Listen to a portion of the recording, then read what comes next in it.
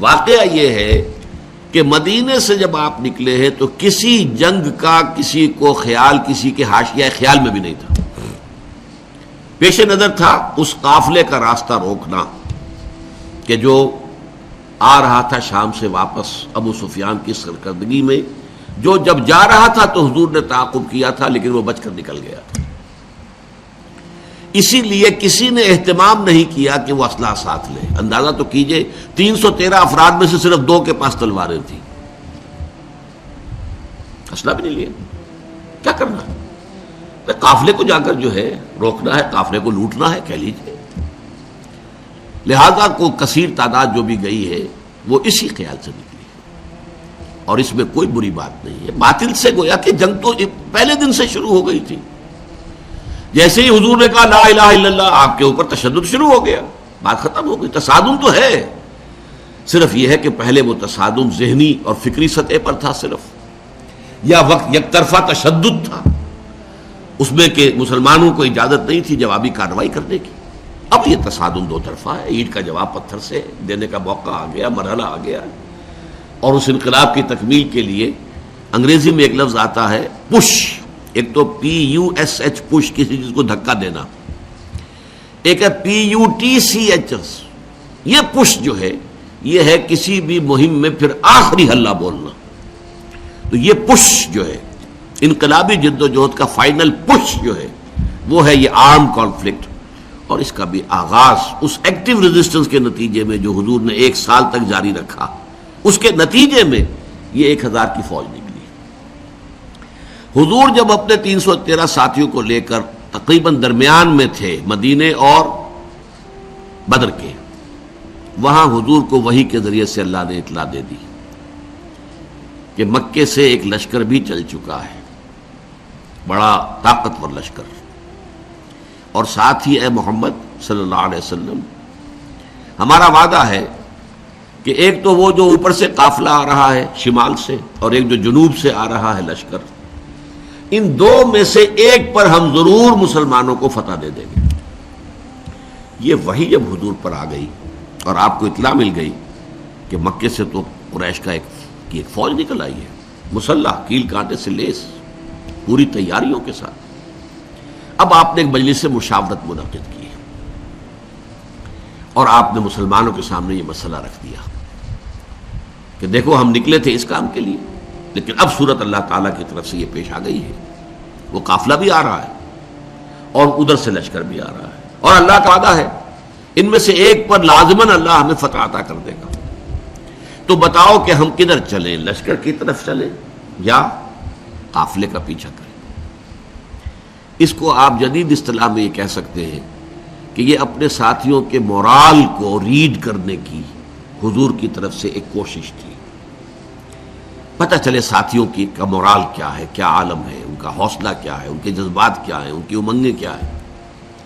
آیا وہ ڈر جاتے ہیں یہ سن کر کے لشکر آ رہا ہے، قریش کا لشکر؟ قریش کا تو یوں سمجھیے کہ اس کا لفظ ایک دہشت پیدا کرنے والا تھا عرب کے اندر. قریش، ان کا لشکر اور تیاری کے ساتھ پوری طریقے سے کیل کانٹے سے لیس، یا یہ ہے کہ ان کے اندر اس کیفیت سے اور استقامت پیدا ہوتی ہے کہ ٹھیک ہے اب وقت آیا، اب وقت شہادت آیا ہے، اب وقت آیا ہے کہ ہم اپنا جو مقصود و مطلوب ہے، شہادت ہے مطلوب و مقصود مومن، نہ مال غنیمت نہ کشور کشائی. تو حضور نے جب یہ مشورے کے لیے بات رکھی، یہ بات بڑی اہم ہے، بڑی پیارا واقعہ ہے یہ سیرت کا. مہاجرین میں سے کئی افراد نے کھڑے ہو کر تقریر کی بڑی جوشیلی. حضور جو حکم آپ کا ہو آپ بسم اللہ کریں، ہم تیار ہیں، ہر شے کے لیے تیار ہیں، فیصلہ آپ کو کرنا. حضرت ابو بکر نے تقریر کی رضی اللہ تعالی عنہ، لیکن حضور نے کوئی خاص اہمیت نہیں دی. حضرت عمر نے تقریر کی، اب بھی حضور نے کوئی خاص اہمیت نہیں دی. فرمایا بھائی دو مشورہ دو، آپ لوگ مشورہ دیجئے. پھر حضرت مقداد ابن الاسود نے جو تقریر کی ہے وہ بڑی پیاری ہے کہ حضور ہم موسیٰ کے ساتھی نہیں ہیں کہ جنہوں نے جنگ کے وقت کہہ دیا تھا کہ فَاذْهَبْ أَنْتَ وَرَبُّكَ فَقَاتِلَا إِنَّا هَاهُنَا قَاعِدُونَ، جاؤ موسیٰ تم اور تمہارا رب جا کر جنگ کرو، ہم تو یہیں بیٹھے، ہم جنگ نہیں کریں گے.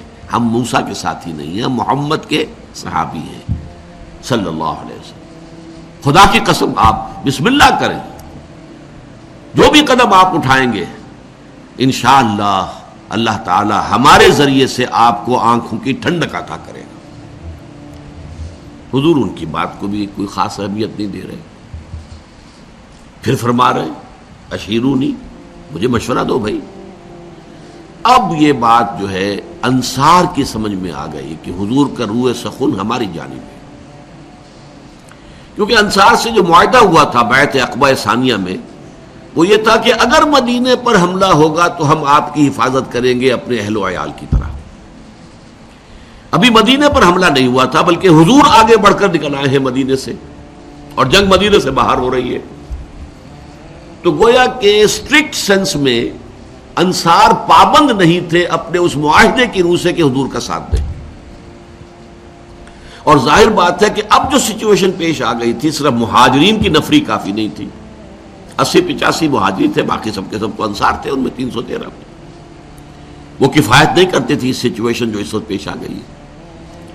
لہذا حضور بار بار کہے تو سمجھ گئے۔ حضرت سعد بن عبادہ کھڑے ہوئے رضی اللہ تعالی عنہ، بڑی پیاری تقریر ہے ان کی یہ، کأنک تعنینا یا رسول اللہ، اے اللہ کے رسول شاید آپ کا روح سخن ہماری جانب ہے، فإنا آمنا بک وصدقناک، تو ہم تو آپ پر ایمان لا چکے ہیں، وہ بیعت عقبہ والی بات کو آپ بھول جائیے۔ جب اب ایمان لے آئے، اپنے آپ کو اللہ کا رسول اور نبی مانا ہے، تو ہمارے لیے آپشن کون سا ہے؟ We don't have any option. خدا کی قسم اگر آپ اپنی سواری سمندر میں ڈال دیں گے، ہم سب کے سب آپ کے پیچھے سمندر میں اتر جائیں گے، اور خدا کی قسم اگر آپ ہمیں حکم دیں گے تو ہم برق الغماد تک پہنچ جائیں گے، یمن کا ایک شہر، اور اپنی جو سواریاں ہیں یہ اونٹ اور اونٹنیاں انہیں اس طویل سفر کی وجہ سے لاغر کر دیں گے، لیکن آپ جہاں حکم دیں گے آپ بسم اللہ کیجئے۔ اس پر آتا ہے کہ حضور کا چہرہ کھل اٹھا، خوشی کے اور بشاشت کے آثار، کہ یہ جو جماعت میں نے تیار کی ہے اتنی محنت سے، دعوت اور تربیت اور تنظیم کے مراحل جو میں گزار کے لایا ہوں، یہ جماعت اب تیار ہے فی الواقع اس آخری مرحلے میں داخل ہونے کے لیے، اب ہم پوری طریقے سے فٹ ہیں۔ اس پر آپ کے چہرے پر بشاشت آئی۔ اس کے بعد آپ نے کہا تو چلو پھر بدر کی طرف۔ اب یہ میں آپ سے عرض کر چکا ہوں کہ وہ قافلہ تو بدر کی وادی میں داخل ہی نہیں ہوا، ابو سفیان اس کو لے کر پہاڑی سلسلے کے ادھر مغرب کی طرف سے ہوتے ہوئے ساحل سمندر کے ساتھ ساتھ لمبا سفر کر کے بچ کے نکل گئے۔ اور یہ جب جو لشکر آ گیا قریش کا، اور جب پڑاؤ ہے، صرف میں اس کے بھی 2 واقعات آپ کو سنا دوں کہ جب پڑاؤ پڑا ہوا ہے تو وہاں اطلاع پہنچ گئی کہ قافلہ تو بچ کر نکل گیا، ابو سفیان کا پیغام آ گیا کہ میں قافلے کو بحفاظت لے کر مکے پہنچ گیا ہوں۔ اب یہاں سوال پیدا ہوا، پھر وہی ہاکس اینڈ ڈوز کا معاملہ۔ ڈوز نے یہ سوچا کہ اب خوریزی کاہے کے لیے، ہم تو نکلے تھے اپنے قافلے کی حفاظت کے لیے، قافلہ تو پہنچ گیا۔ لیکن جو ہاکس تھے ان کو تو سمجھ میں یہ آیا کہ یہ تو ہمیں موقع مل گیا، گاڈ گیون اپارچونٹی، یہ ڈوز ہماری بات چلنے نہیں دے رہے تھے، اب جو ہے اب ہم یہاں تک پہنچ گئے ہیں، مدینہ یہاں سے صرف 80 میل دور ہے، ہم کہاں سے کہاں تک ہو کر یہاں پہنچ گئے ہیں، تو اب تو موقع ہے، اب یہاں سے واپس جانے کا کیا سوال۔ حضرت حکیم بن حزام رضی اللہ تعالی عنہ اس وقت تک ابھی ایمان نہیں لائے تھے، وہ گئے عتبہ کے پاس۔ کیا عتبہ؟ دیکھیے ہمارا جو وہ قافلہ تھا وہ تو بچ کے جا چکا ہے، اب یہ خامخواہ کی خوریزی اور جنگ کاہے کے لیے؟ آپ کی حیثیت یہ ہے قریش کے ہاں کہ اگر آپ اس کو روکنا چاہیں تو جنگ اب بھی رک سکتی ہے۔ اس نے بھی کہا ٹھیک ہے، بات تو تمہاری صحیح ہے، اچھا چلو چلتے ہیں ابو جہل کے پاس، وہ he was the chief of the ہاکس۔ وہاں جا کر بات کی، اور وہ شخص جو تھا پھر اس نے پینترا بدلا، تانا دیا عتبہ کو۔ عتبہ کے بیٹے تھے حضرت حذیفہ رضی اللہ تعالی عنہ، جو ایمان لا چکے تھے، حضور کے ساتھ تھے۔ ہاں معلوم ہوتا ہے عتبہ بیٹے کو سامنے دیکھ کر تم پر بزدلی طاری ہو گئی ہے۔ اب یہ عرب کے لیے بہت بڑا طعنہ تھا۔ دوسری طرف اس نے یہ کیا کہ وہ جو ایک مارا گیا تھا وادی نخلا میں ایک مشرک، اس کے بھائی کو بلایا کہ دیکھو یہ تمہارے بھائی کے قاتل جو ہیں وہ اب سامنے پڑے ہوئے ہیں، لیکن یہ لوگ چاہتے ہیں کہ جنگ نہ ہو۔ اس نے فوراً کپڑے پھاڑے، وہاں کا جو ان کا ایک قبائلی رواج تھا، چیخنا چلانا شروع کیا، اپنے اس مقتول بھائی کا نام لے کر کے اس کا انتقام، اس کا قصاص لے کر جائیں گے، وہاں سے نہیں جائیں گے واپس یہاں سے۔ عتبہ نے بھی اس طعنے کا جواب دیا کہ یہ صبح معلوم ہوگا کہ کون کاورڈ ہے، کون بزدل ہے۔ ظاہر بات ہے کہ عتبہ کو یہ بات کھا گئی، وہ چونکہ نسبتاً شریف النفس لوگوں میں سے تھا، یعنی عمر کے اعتبار سے بھی بزرگ، ویسے بھی تباہ ہے ہر ایک کی، جیسے کہ وہ شعر ہے کہ نہ ہر زن زنست و نہ ہر مرد مرد، خدا پنج انگوش یکساں نہ کر۔ نہ اہل ایمان میں سے سب ایک درجے کے تھے، برابر کے تھے، نہ کفار میں سب ایک درجے کے تھے۔ کافروں میں انتہائی سخت معاند بھی تھے، اور کافروں میں وہ شخص بھی تھا جنہوں نے حضور کو پناہ دی تھی، جبکہ آپ طائف سے آئے ہیں مایوس لوٹ کر، وہ بھی کافر ہی تھا، مشرک تھا۔ اور ظاہر بات ہے کہ ابو طالب بھی تو کفر ہی کی حالت میں دنیا سے گئے ہیں، لیکن حضور کی مدد کرتے رہے، آپ کو سہارا دیتے رہے۔ تو ہر طرح کے لوگ ہوتے ہیں، تو عتبہ در حقیقت ان میں سے شریف النفس لوگوں میں سے تھا، لیکن شریف آدمی کو پھر یہ تانا بھی کھا جاتا ہے بری طرح۔ تو اس نے کہا اچھا یہ تو کل صبح پھر فیصلہ ہوگا کہ بزدل کون ہے۔ نتیجہ یہ ہوا ہے کہ پھر اگلے دن سب سے پہلے عتبہ میدان میں آیا۔ یہ اس تانے کا نتیجہ، اپنے بھائی شیبہ بن ربیعہ کو بھی ساتھ لیا، اپنے بیٹے ولید بن عتبہ، حضرت حذیفہ کا چھوٹا بھائی۔ اب بڑا بھائی حضور کے ساتھ ہے، چھوٹا بھائی یہاں مقابلے میں آیا۔ یہ نکلے جیسے کہ پرانے زمانے میں رواج تھا، مبارزت، چیلنج کیا، آئے کوئی ہمارے مقابلے میں۔ ادھر سے 3 انصاری صحابی نکلے، انہوں نے پوچھا کون ہے آپ لوگ، ڈسکلوز یور آئیڈینٹی۔ انہوں نے بتایا ہم انصار میں سے ہیں۔ کہ نہیں نہیں، تم سے ہم جنگ کرنے آئے ہی نہیں ہیں، ہماری شان سے فروتر ہے کہ ہم یہ کاشتکاروں سے جنگ کریں۔ تانا دیا کہ مدینے کے لوگ تو کاشتکار لوگ ہیں، ہمارے مد مقابل بھیجو محمد صلی اللہ علیہ وسلم جو ہمارے قابل کے ہو۔ حضور نے ان تینوں کو اشارہ کیا واپس آ جاؤ۔ اب حضرت حذیفہ نکلنے لگے باپ کے مقابلے کے لیے، حضور نے روک دیا۔ حضور کی شفقت و رحمت نے اسے گوارا نہ کیا کہ باپ بیٹے کے مقابلے میں آئے اور بیٹا باپ کے مقابلے میں آئے، لیکن پھر بہرحال 3 نکلے، حضرت حمزہ عتبہ کے مد مقابل، حضرت علی اور حضرت حارثہ ابن عبد المطلب۔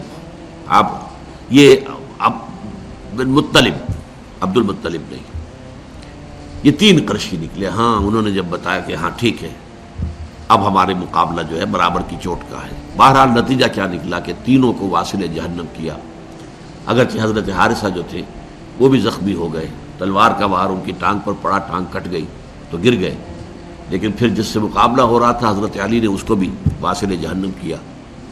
یہ جو ہیں جو زخمی ہو گئے تھے یہ واپس جاتے ہوئے جبکہ بدر سے جا رہے تھے حضور فتح مند ہو کر مدینے کی طرف، تو درمیان میں ان کا انتقال ہو گیا۔ تو ان کے سمیت 14 صحابہ جو ہیں شہید ہوئے، جبکہ 70 قرشی کھیت رہے، واصل جہنم ہوئے۔ اور ان 14 میں سے کوئی بھی نمایاں شخص نہیں تھا بہت بڑا، اور وہ سارے کے سارے چوٹی کے لوگ تھے، تمام سرداران قریش، اور 70 کو قیدی بنا لیا۔ تو یہ گویا کہ اللہ تعالیٰ نے پھر اس کو سورہ انفال میں یوم الفرقان قرار دیا، یعنی ابو جہل کی بات کو الٹ کر کہ جو اس نے کہا تھا یہ یوم الفرقان ہوگا، واقعی یہ یوم الفرقان ثابت ہو گیا۔ اللہ کی مدد آئی، فرشتے بھی آئے، اس کی تفاصیل میں نہیں جا رہا، وہ آپ کتابوں میں پڑھ لیں گے۔ میں صرف اس کو واضح کرنا چاہتا تھا کہ غزوہ بدر کے بارے میں یہ خیال کہ یہ صرف ڈیفنس کے لیے تھا، یہ بات جو ہے ذہنوں سے نکال دیجئے۔ اس پروسیس آف ریولوشن کے حوالے سے یہ اصل میں ایکٹیو ریزسٹنس کا منطقی نتیجہ، آرم کانفلکٹ، اور اس ایکٹیو ریزسٹنس کو انیشیٹ کیا ہے محمد الرسول اللہ صلی اللہ علیہ وسلم نے۔ ابتدا آپ کی طرف سے ہوئی ہے، آپ نے چھاپا مار دستے بھیجنے شروع کیے، آپ نے ان کا اکنامک بلاکیج کیا، آپ نے ان کی پولیٹیکل آئسولیشن کی شکل اختیار کی، جس کے نتیجے میں میں اس کو تعبیر کیا کرتا ہوں کہ سانپ بل میں سے نکل آیا۔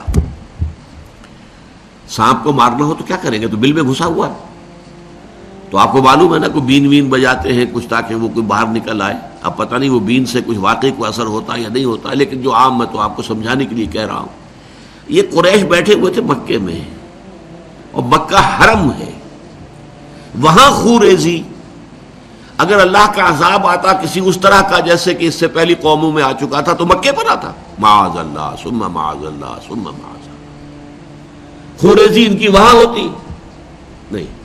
اس سانپ کو تو نکالنا تھا، اس سانپ کو نکالنے کے لیے محمد الرسول اللہ صلی اللہ علیہ وسلم نے جو اقدام کیا، جو ایکٹیو ریزسٹنس کا جو پروسیس شروع کیا، اس کے نتیجے میں وہ 1000 کا لشکر نکل کر جو آیا ہے، وہ گویا کہ سانپ جو ہے وہ اپنے بل سے باہر آ گیا اور میدان بدر میں اس کا سر کچلا گیا۔